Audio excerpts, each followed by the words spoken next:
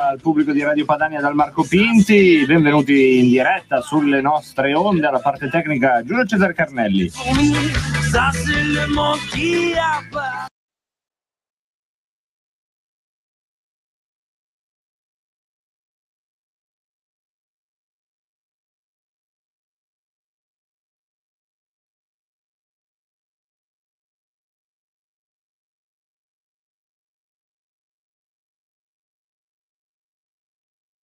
Del ministro degli esteri Moavero Milanesi, che è stato appunto ascoltato dalla commissione bicamerale immigrazione e Schengen, un'audizione pregna di contenuti. Noi ve ne manderemo però soltanto una clip del ministro degli esteri del governo italiano Moavero Milanesi in audizione presso il comitato bicamerale immigrazione Schengen e confini. Sentiamolo.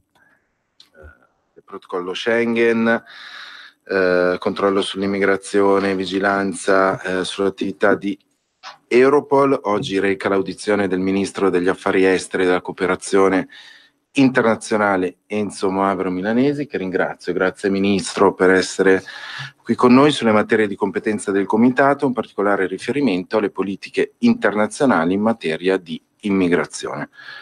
Dato che il tempo stringe, do subito la parola al nostro Ministro. Prego Ministro, grazie, l'ascoltiamo volentieri. Grazie a voi. Il tema dell'impatto delle migrazioni sul funzionamento dell'area di Schengen di competenza questa Commissione è estremamente importante, perché naturalmente il sistema di libera circolazione senza controlli alle frontiere interne dei paesi dell'Unione Europea che aderiscono al sistema di Schengen rappresenta uno dei grandi valori, delle grandi acquisizioni del sistema europeo, e la reattività agli arrivi di migranti ha determinato sovente una tensione a livello del funzionamento del sistema successivo di libera circolazione interna. Per quanto riguarda la posizione del governo, noi abbiamo sempre portato avanti in sede europea l'idea della necessità, e fatto anche proposte molto concrete, di un approccio a più livelli e in più direzioni. Mi spiego in maniera più schematica. La questione delle migrazioni è una questione epocale, si manifesta in tutto il mondo, si manifesta dalle zone meno favorite, per usare un eufemismo, del pianeta verso le zone più favorite. Non è una novità nella storia, sappiamo bene che questo è avvenuto anche in passato, sono fenomeni di un'ampiezza che richiedono una gestione inevitabilmente multinazionale, e vediamo che stanno creando tensioni e frizioni anche in sistemi paese, pensiamo agli Stati Uniti d'America, ben più coesi e dell'Unione Europea, o di dimensioni ben diverse rispetto a singoli paesi come il nostro. Per cui parlare di un approccio a più livelli significa iniziare a tenere conto dei paesi da cui partono le persone migranti. E tra l'altro non dimenticare che trattasi di persone, quindi sono persone che partono per lasciare, detto in maniera semplificata nello schema, paesi dove ci sono guerre, conflitti, paesi dove ci sono regimi di tipo dittatoriale, non democratico, liberticida, e paesi toccati da gravi situazioni di emergenza economica, vuoi climatica, per via del cambiamento climatico. Quindi il primo livello d'azione è verso questi paesi. Dove c'è guerra bisognerebbe avere un impegno della comunità internazionale, che in parte esiste naturalmente, ma che può essere reso più intenso per portare la pace. Dove non c'è democrazia bisogna fare lo stesso tipo di azione. Dove esistono dei problemi di carattere economico, sociale e climatico, si possono fare degli interventi che richiedono, ad esempio, ingenti finanziamenti. Naturalmente la differenza che esiste a livello delle persone migranti tra coloro che lasciano i paesi delle prime due categorie è che di solito vengono considerati rifugiati ai sensi delle convenzioni internazionali e quindi hanno diritto a chiedere e in linea di principio a ottenere asilo nei paesi in cui arrivano.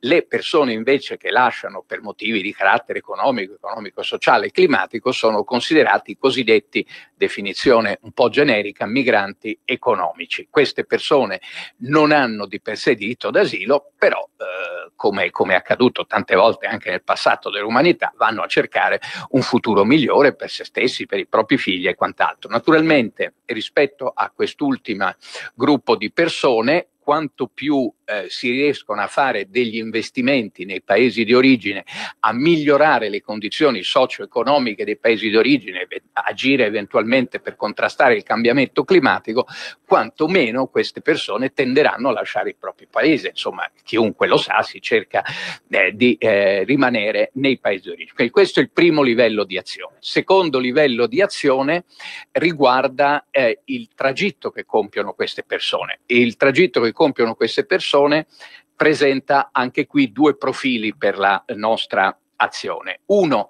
è il contrasto alle reti di trafficanti di esseri umani, perché queste persone lasciano questi paesi, anche i rifugiati lasciano i paesi dove c'è guerra, dove ci sono dittature e quant'altro, non viaggiando, diciamo, come comunemente, teoricamente si può viaggiare, ma finendo il più sovente nelle mani di organizzazioni, vere e proprie organizzazioni criminali, che gli fanno vivere delle odissee, nel senso deteriore del termine, tragitti tragici, tragitti drammatici, tragitti durante i quali spesso ci sono atti di violenza e che possono anche finire drammaticamente con la morte di molte persone.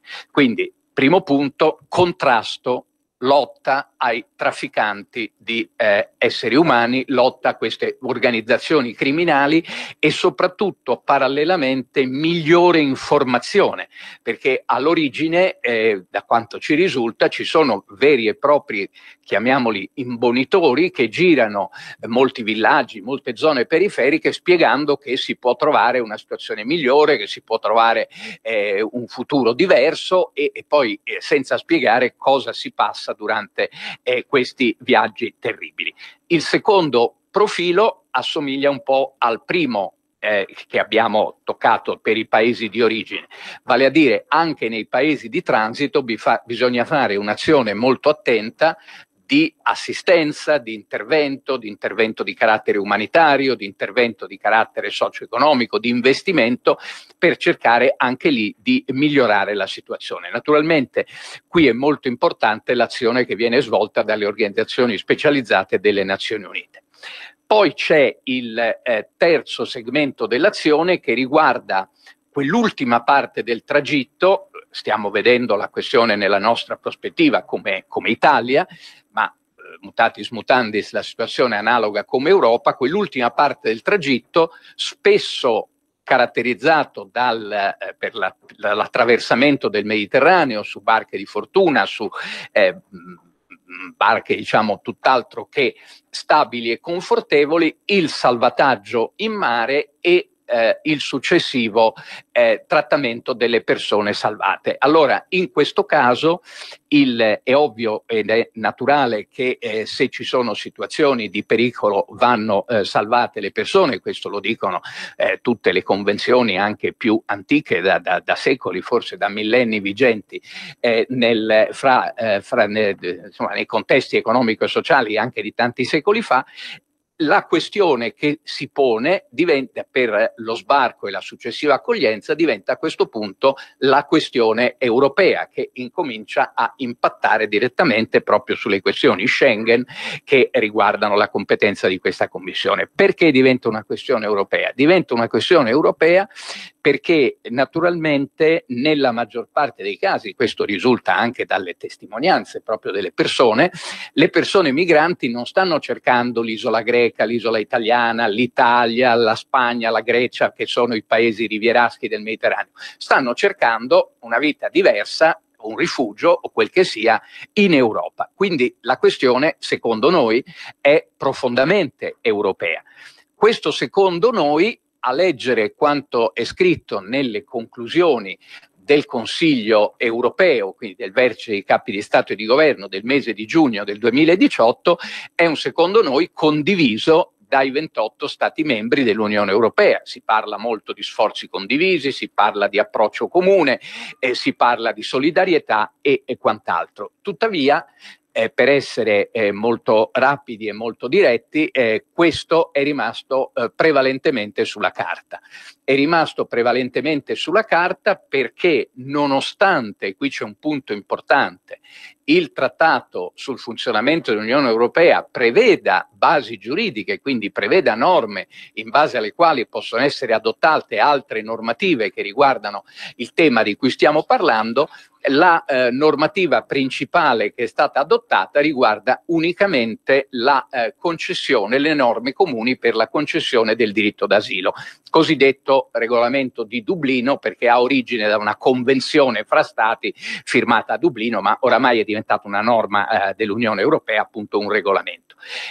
Il regolamento di Dublino ha un effetto specifico, oltre ad essere l'unica norma, cioè non sono state adottate a livello di Unione Europea altre norme che riguardano più specificamente il cosa fare a fronte di flussi migratori così massicci. Il regolamento di Dublino, adottato peraltro in un'epoca in cui i flussi migratori erano diversi, successivamente emendato, ma sempre in un'ottica non da flussi così importanti come ci sono stati soprattutto negli anni scorsi, prevede, il punto principale, poi prevede varie cose, che il paese di primo arrivo deve svolgere le pratiche riguardanti la persona che arriva. Quindi se ha documenti, controllare i documenti, comprendere se ha o non ha diritto d'asilo, se ha diritto d'asilo procedere alla concessione, se non ce l'ha non concederlo e procedere, se del caso, al rimpatrio. Se non ha i documenti deve identificare l'origine, fornire dei documenti e procedere alle cose che ho detto un secondo fa. Questo funziona o può funzionare secondo anche una logica. È evidente che lo fai nel paese dove arrivi, perché sennò non si capisce bene come fai a spostarti con quale situazione di controllo in un altro paese. Funziona su piccoli numeri. Quando passiamo a numeri massicci, come è accaduto durante i grandi flussi degli anni scorsi, questo sistema finisce, quello del regolamento di Dublino, col porre a carico del paese o dei paesi di primo arrivo, addirittura dei luoghi di primo arrivo, pensiamo alla nostra isola di Lampedusa, pensiamo alle isole greche di Lesbo ed altri dove sono stati gli arrivi, finisce col mettere a carico degli oneri estremamente rilevanti, anche perché l'identificazione delle persone migranti, se non hanno documenti, è molto complessa. Quando hanno documenti va verificata l'autenticità. Spesso sono persone, soprattutto i rifugiati, che hanno lasciato in condizioni clandestine i paesi da cui fuggivano per via di guerre o di regimi liberticidi, e di conseguenza già questo è molto complesso. Seconda complessità, faccio 3 esempi soltanto. Il secondo esempio è che se a una persona, dopo l'accertamento dell'identità, eccetera, per un motivo o per un altro non viene riconosciuto il diritto d'asilo, in tutti gli stati europei che sono stati di diritto, questa persona può presentare un ricorso, e quindi esistono delle procedure di ricorso rispetto alla non concessione del diritto d'asilo che possono comunque durare svariati mesi, il più delle volte durano circa 1 anno e mezzo e 2 anni. Nel frattempo, secondo le norme di Dublino, questo paese di primo arrivo deve comunque occuparsi di queste persone. E qui viene il terzo esempio. Cosa vuol dire occuparsi? Vuol dire non solo alloggiarle e dar loro ovviamente cibo e quant'altro, ma significherebbe, uso il condizionale, anche controllarli. Ma controllarli, queste persone sono persone libere, non è che possono essere imprigionate, per cui il sistema di controllo può presentare inevitabilmente delle falle. Le falle producono che molte di queste persone si allontanano dai luoghi in cui in teoria avrebbero dovuto restare, si spostano e il più delle volte da paesi come l'Italia, come la Grecia e come la Spagna cercano di raggiungere altri paesi che sanno essere in Europa maggiormente in grado di offrire loro delle opportunità di lavoro, o in cui sanno che si trovano comunità di connazionali più massicce. E questo determina il punto di incontro col sistema Schengen, perché naturalmente il sistema Schengen prevede che non c'è il controllo alle frontiere, per cui una persona si sposta e passa la frontiera senza essere controllato, per cui non ha avuto i documenti perché non è entrato nel meccanismo del regolamento di Dublino, ma si sposta ugualmente in modo sempre clandestino, finendo tra l'altro il più delle volte anche nelle mani a sua volta di organizzazioni più o meno criminali come quelle che gli avevano organizzato il viaggio iniziale, che lo inseriscono come minimo in un sistema di mercato nero del lavoro, e quindi entriamo in una situazione di illegalità. Le persone che si spostano negli altri paesi non sarebbero dovute andare in altri paesi a norma delle regole di Dublino, quindi una persona che arriva in Italia non potrebbe spostarsi in Austria e poi in Germania. Se lo fa, le regole prevedono che debba essere rinviato nel paese di primo arrivo, e questi sono i cosiddetti movimenti secondari, che quindi determinerebbero un flusso di ritorno. Il risultato però di maggior tensione di questa situazione è che naturalmente le regole di Schengen, come sapete, possono essere sospese in casi emergenziali, ed è accaduto durante i momenti di flusso più massiccio che paesi confinanti con i paesi d'arrivo sospendessero le regole di Schengen. Ora, secondo noi, questo ultimo profilo è estremamente articolato e complesso, può mettere in crisi, e ha messo in crisi, il sistema di Schengen, crea delle situazioni di diffusa illegalità, e dunque noi abbiamo fatto una proposta che stiamo ancora portando avanti a livello europeo, in una situazione di talvolta condivisione con gli altri governi degli altri paesi sotto il profilo dei principi, ma che poi quando si va alla fase operativa finisce col, per dirla francamente in termini poveri, col bloccarsi. La nostra idea è che le persone, in particolare che vengano salvate in mare, debbano essere sbarcate, anche per motivi direi di ragione umanitaria nell'accoglienza, ma possono essere sbarcati dovrebbero essere sbarcati in zone franche, usiamo questo termine che è forse più familiare di altri, rispetto all'applicazione delle regole di Dublino. Ecco, questo è lo stato dell'arte della posizione italiana sull'immigrazione e tutta la vicenda di contesto. Noi voliamo con la velocità di un Concorde dall'altra parte dell'Atlantico, la crisi venezuelana, che inquadreremo da due punti di vista. Uno molto critico nei confronti degli Stati Uniti, quello che vi facciamo sentire ora di Giulietto Chiesa. Dopo la pausa invece un punto di vista fortemente critico verso Maduro da parte di Antonella Buono, che sarà in onda con noi e che in Venezuela ha vissuto tanti anni e ha fatto politica in Venezuela, ci potrà portare la sua testimonianza.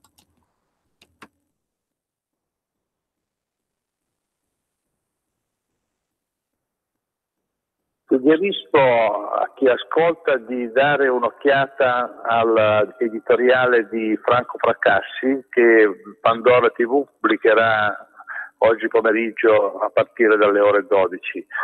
Scopriremo che il signor Guaidó è stato addestrato dal 2004 in avanti in un centro piazzale di sovversione mondiale finanziato ovviamente dagli Stati Uniti d'America. Guaidó è un burattino, è un automa che è stato messo in funzione quando gli Stati Uniti hanno deciso di farla finita con il Venezuela indipendente di Chavez e di Maduro. Questa è la storia. Capisco che c'è un sacco di persone, anche italiane, che sono in contatto con gli italiani che vivono in Venezuela e che ci raccontano che tutto il Venezuela è distrutto, eccetera, eccetera. È possibile anche questo, però ricordo a tutti, 5 o 6 colpi di Stato in questi ultimi anni, uno dietro l'altro, tutti motivati, tutti organizzati dagli Stati Uniti d'America e tutti motivati con la semplice e banale considerazione che il Venezuela è un immenso giacimento di petrolio e quindi, anzi, molti dicono il più grande giacimento di petrolio del mondo.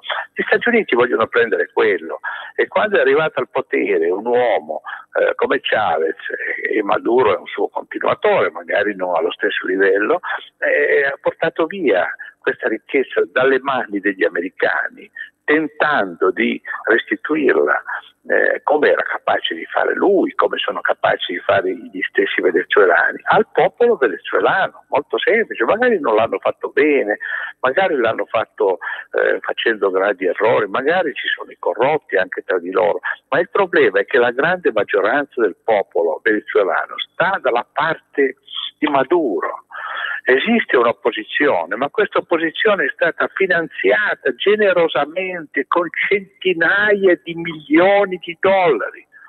Pensate poi per un istante alle centinaia di milioni di dollari che sono arrivati in Italia per finanziare la Democrazia Cristiana, il Partito Socialdemocratico, per corrompere i sindacati. Se siamo nella situazione in cui siamo è perché siamo stati corrotti da una enorme ricchezza che è arrivata per determinare le scelte politiche dell'Italia. Ed è ovvio che i ricchi venezuelani sono contro Chavez, erano contro Chavez, è ovvio. Andate a chiedere alla famiglia Agnelli da che parte sta, se sta dalla parte dei poveri del sud o dei disoccupati oppure dalla parte delle banche, ma è evidente. Se andate a chiedere a loro scoprirete che l'Italia va benissimo così, è andata benissimo così, infatti loro sono diventati miliardari. Andatelo a chiedere ai Benetton qual è lo stato dell'Italia e vedrete che scopriremo che sono tutti favorevoli allo status quo che c'era fino a qualche anno fa. Adesso sta un po' cambiando, ma insomma è tutta questa storia, è tutto questo inganno che ci viene raccontato, è semplicemente perché vogliono portare via le ricchezze del Venezuela, vogliono dominare il loro cortile di casa, Le opposizioni hanno nominato hanno nominato Guaidó alla presidenza dell'Assemblea nazionale, del Parlamento, ma le opposizioni sono state pagate da 900 milioni di dollari. Tutte le opposizioni esistono in Venezuela perché sono state pagate da 900 milioni di dollari americani e quindi è tutto lì spiegabile. Dove siamo? Siamo nati ieri, pensiamo davvero che si tratti di istanti di democrazia, ma non c'entra niente la democrazia.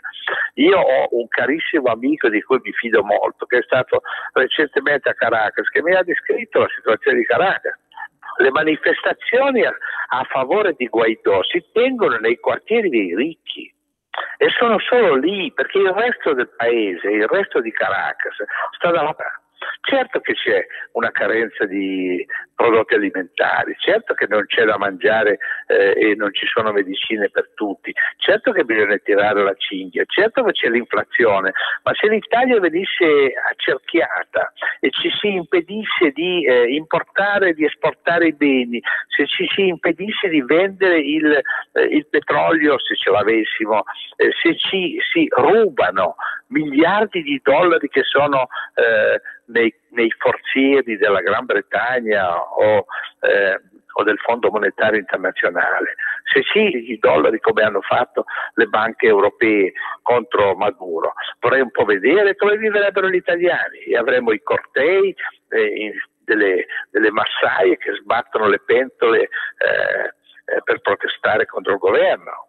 E questa è la situazione, bisogna calcolare queste cose qua. Gli ingenui che credono alle fore che gli vengono raccontate dalle televisioni è chiaro che non capiscono, è evidente. E quindi il problema è: diamoci tutti una svegliata e cerchiamo di ragionare sulla base dei dati che abbiamo. I dati che abbiamo sono che tutto viene determinato da chi è più forte e chi può imporre la sua volontà. Fino a ieri gli Stati Uniti potevano fare i colpi di Stato che pareva loro e ne hanno fatti a decine, come la Francia li ha fatti in Africa. Adesso la situazione sta cambiando soltanto perché ci sono dei giganti come la Cina e la Russia che possono dire di non essere d'accordo e possono anche fare un po' di paura a quelli che fino a ieri hanno depredato le masse popolari del mondo intero. Per la tua pubblicità su Radio Padania Libera, scrivi a spot@radiopadania.net. Cari ascoltatori, vi ricordiamo che l'angolo della musica classica, condotto in studio da Auretta Pierotti Cei, cambia orario. Andrà in diretta ogni sabato a partire dalle 13. Appuntamento con la grande musica.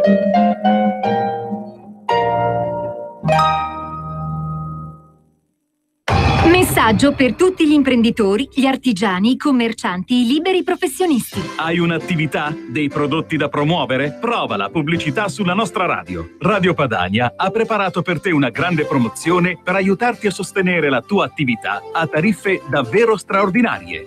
Informati, vedrai che si può fare. Mandaci una mail all'indirizzo spot@radiopadania.net. Con Radio Padania si può fare. Le dichiarazioni del capo della Procura di Roma, Giuseppe Pignatone, durante l'intervista rilasciata a Mix24, condotto da Giovanni Minoli. Se le prove non le troviamo, non sono sufficienti, dire sì, però facciamo spuntare tutto sui giornali. Perlomeno sarà danneggiato come uomo politico, come imprenditore, come magistrato, quello che volete voi. Lì subentra, c'è una carica morale o moralistica, fare un mestiere che non è nostro. Noi dobbiamo cercare le prove, fare, se ci riusciamo, con tutti i nostri limiti, con tutte le nostre difficoltà, cercare di non fare mai il callo. Noi vediamo cose gravissime, molto spesso non riusciamo ad avere le prove, non riusciamo ad avere le prove di chi le ha fatte. Ho avuto un forte scontro con una forza di polizia a Roma perché, avendo ritenuto di aver identificato l'autore di una violenza sessuale particolarmente efferata, hanno dato, prima ancora della decisione del giudice, è stato dato il nome, il cognome, è comparso il viso in televisione e tutto. Una persona che era assolutamente innocente. Noi ci siamo arrivati in 36 ore a dimostrare l'innocenza. Nel frattempo la vita di quest'uomo era stata rovinata perché era stato ovviamente licenziato, aveva dovuto cambiare quartiere, probabilmente sarà andato via da Roma. Ecco, io quando lei mi dice perché torno sempre sul termine equilibrio, credo di avere confusamente detto un po' che cosa significa.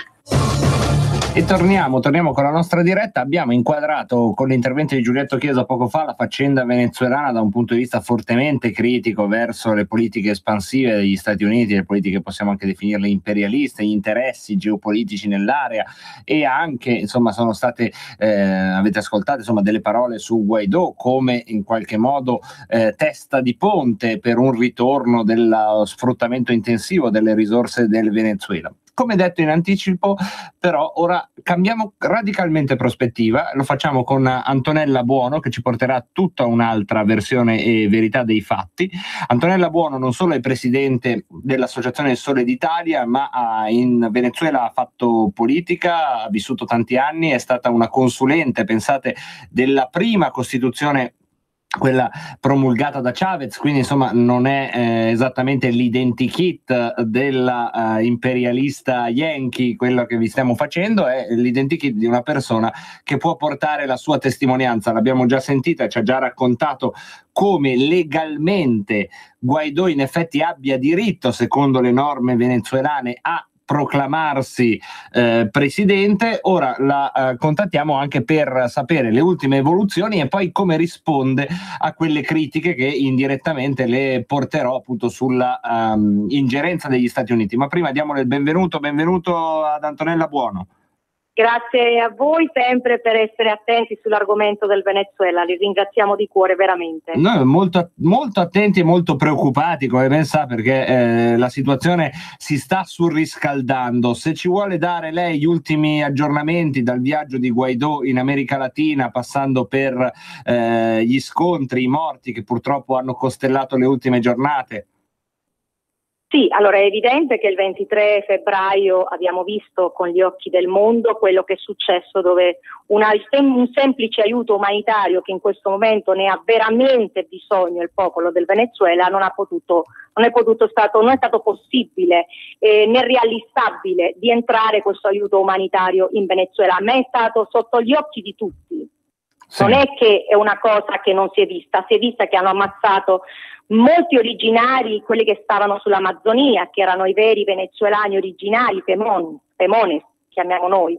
Quindi abbiamo visto con i nostri occhi la crudeltà e la freddezza con cui sono state ammazzate molte persone per soltanto entrare in un aiuto umanitario. Quello era soltanto un aiuto umanitario che non solo veniva dagli Stati Uniti, ma bensì altri paesi del mondo hanno offerto al Venezuela per aiutare il popolo del Venezuela, compresi i nostri concittadini italo-venezuelani, che ricordo vi sono 6 milioni di oriundi italo-venezuelani.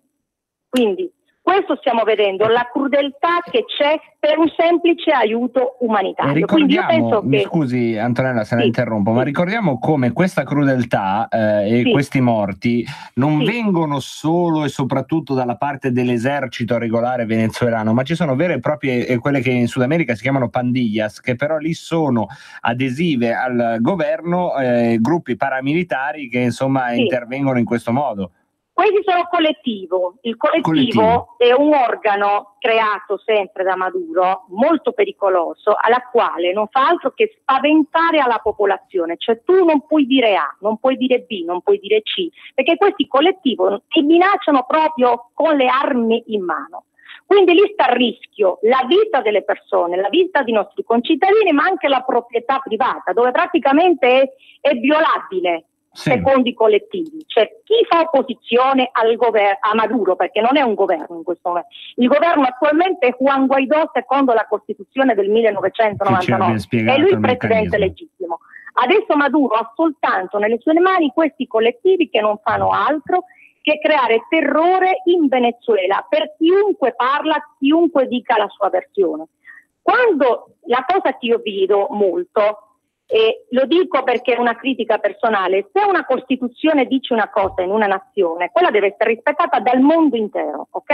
Certo. La sovranità di un popolo deve essere rispettata dal mondo intero. In questo caso io non vedo questo rispetto, perché se io ho detto, io sono consulente del 1999 di questa Costituzione, la quale legittima a Juan Guaidó come presidente del Venezuela, e poi subentra gruppi o di 5 Stelle o altri gruppi di l'imperialismo, qua non si tratta della visione dell'imperialismo, nei Yankee non c'entrano gli Stati Uniti, qua c'entra una Costituzione che c'è da rispettare legalmente, qua c'è un presidente da rispettare e un popolo sovrano da rispettare, che sta lottando per evitare che il paese si perda, sta lottando per proteggere il popolo e per proteggere ai nostri concittadini, perché là ci sono tanti concittadini che in questo momento ne hanno bisogno di aiuto, ma che il 5 Stelle, e lo ripeto in modo tranquillo, non aiuta i nostri concittadini, perché io sono in contatti con i nostri concittadini tutti i giorni, credetemi, mi chiedono SOS, c'è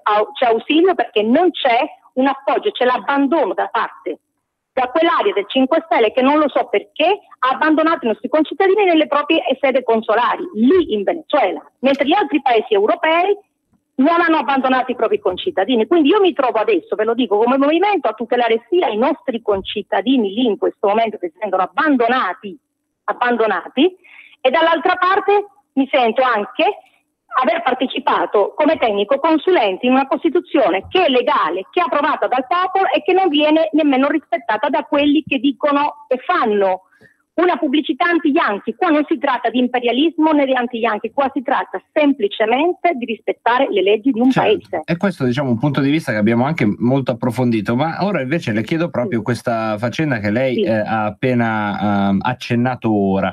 È però un dato che mi sembra di poter rilevare in maniera oggettiva, che le risorse petrolifere del Venezuela facciano gola non solo agli Stati Uniti, a tutte le potenze dello scacchiere geopolitico. Secondo lei qual è il limite tra un diciamo legittimo e normale fisiologico interesse e un'ingerenza, e se secondo lei questo limite viene superato o non viene superato, ad esempio dall'azione della Casa Bianca, che ha più volte detto che non esclude nessuna opzione anche militare per la faccenda venezuelana. Lei come vive tutto ciò?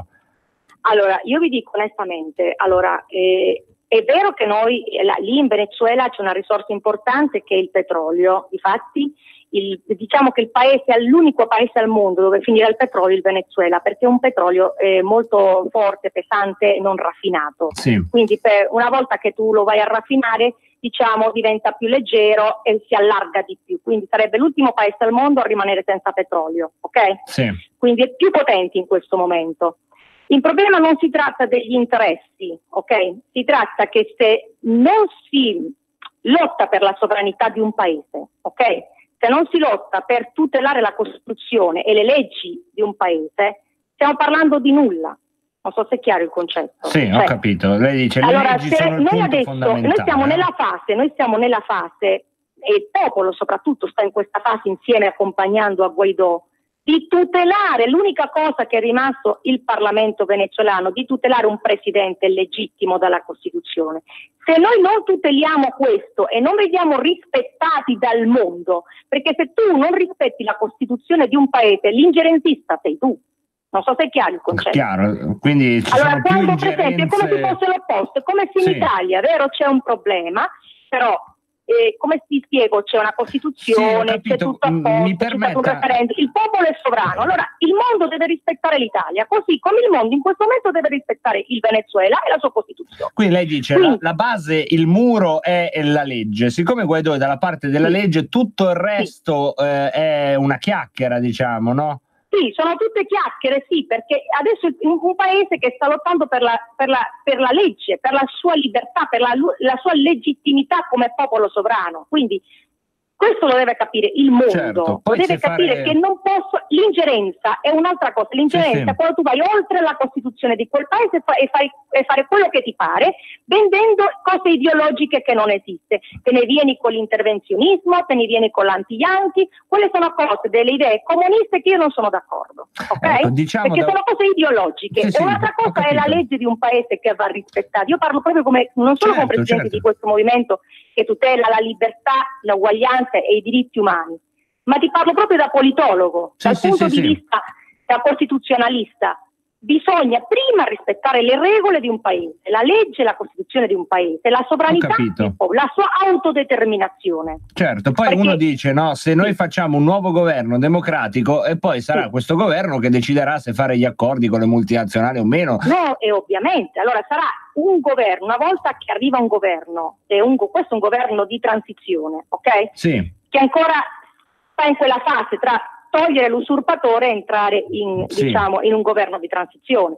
Durante quel governo di transizione ci saranno misure e provvedimenti da prendere e poi si va alle elezioni, è naturale. Certo, come no? sempre in questi casi, no? Diciamo. Come in casi naturali di ogni Costituzione e ogni legge. Chiaro.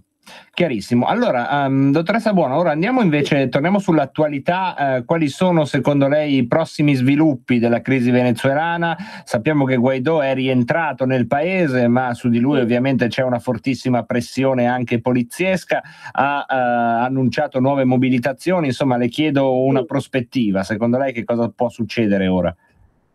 Guarda, adesso per me la prima cosa bisogna capire sabato cosa succederà, perché sicuramente quando si fanno queste convocazioni il popolo scende in piazza, perché questa non è la convocazione di Guaidó, è una convocazione proprio che il popolo vuole, ecco.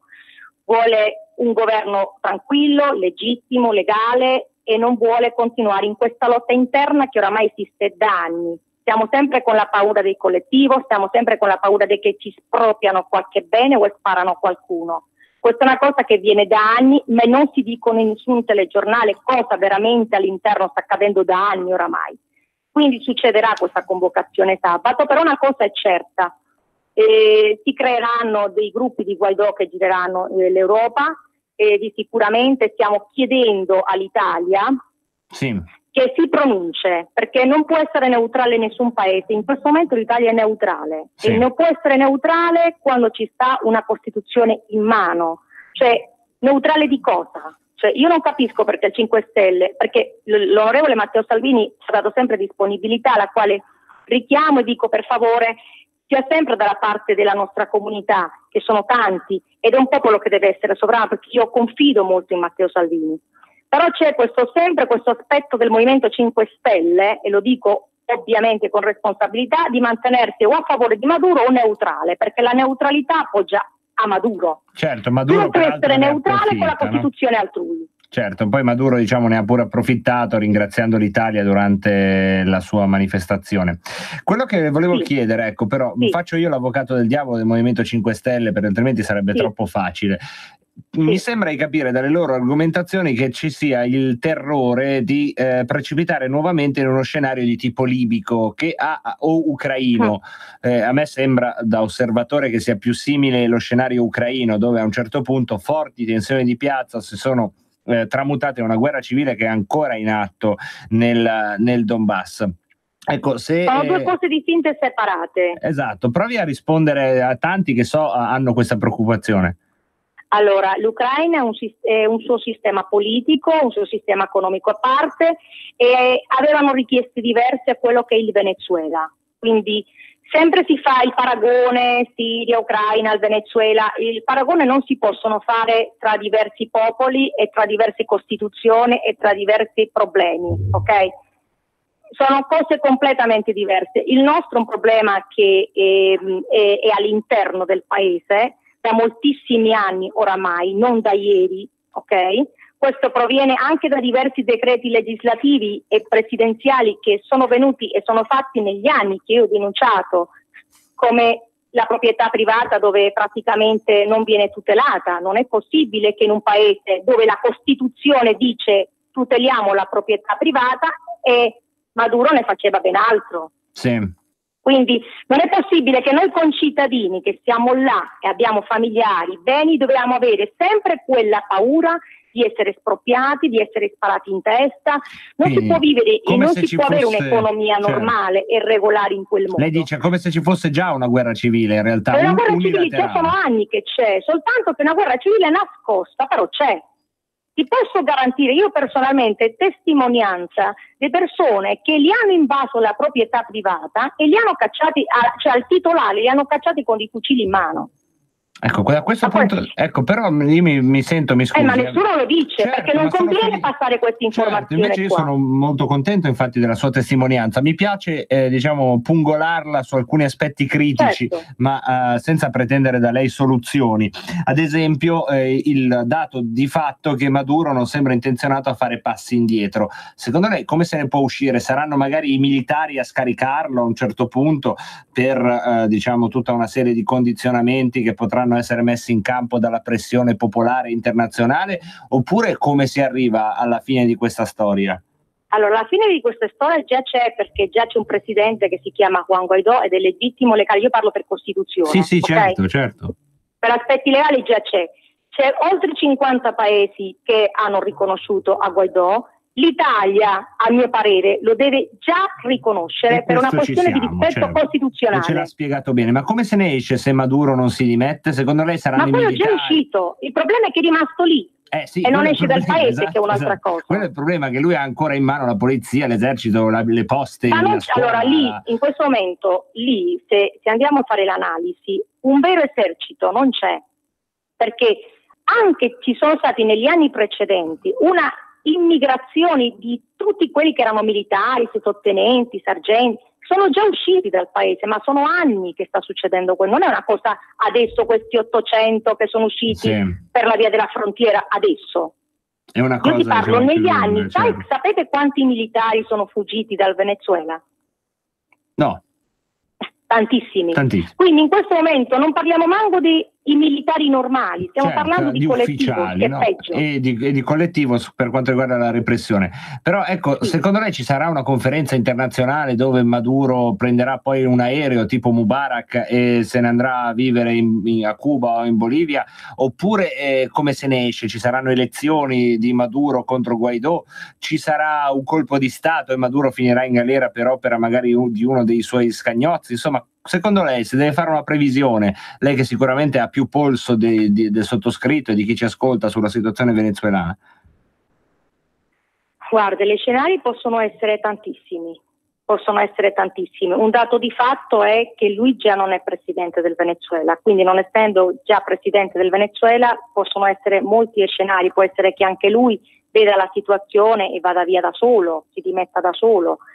e anche non so di cosa si dimette perché non è più presidente. Possono essere tanti gli scenari. Una cosa sì va certa e va detta: qualunque sia il scenario di uscita di Maduro, perché non è presidente, sì, anzi, dell'uscita di Nicolás Maduro, è una sua conseguenza personale, perché in questo momento non è più presidente, non ha il paese in mano, perché non ce l'ha il paese in mano, perché non è presidente, quindi non è legale, non è legittimo. Quindi è una sua conseguenza personale. A noi ci interessa in questo momento è che si liberi tranquillamente, abbia libertà il paese, si rispetti la Costituzione, si rispetta il popolo sovrano e si rispetti anche i nostri concittadini che ne stanno passando tanti problemi, perché io vi dico una cosa, cioè il 5 Stelle deve capire una cosa, che se lì la cosa non si aggiusta, se non c'è una libertà piena di diritti normali alle persone, perché ci stanno questi collettivi che non fanno più che creare problemi e ammazzare le persone, e siamo in una sorta di un sequestro di paese con terrore, ok? Sì. Se non si libera il Venezuela, verranno tanti milioni di italiani qui che hanno diritto, ed è normale che poi, altro che il reddito di cittadinanza, chiederanno l'assegno di guerra, che è naturale, perché tocca sono italiani. Quindi il 5 Stelle, invece di pensare a fare ingerenza sulla Costituzione altrui, deve pensare: là ci sono i nostri concittadini, là c'è una Costituzione da rispettare, allora rispettiamo il presidente eletto dal popolo sovrano, che è Guaidó, rispettiamo i venezuelani, che il popolo sovrano che ha votato, e rispettiamo i nostri concittadini. Perché se ai concittadini succede qualcosa, ai nostri concittadini succede qualcosa, è per l'omissione del 5 Stelle. E sono conseguenze loro poi dopo.